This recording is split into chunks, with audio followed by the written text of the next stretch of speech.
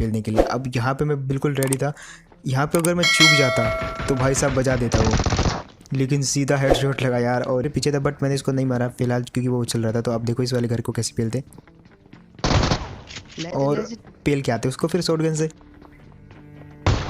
और ये वाला सीन देख तो भाई मतलब सब्सक्राइब बनता है भाई, वो काला बटन हो जाना चाहिए बस, मतलब लाल नहीं रहना चाहिए, मुझे लाल रंग से बहुत नफरत है।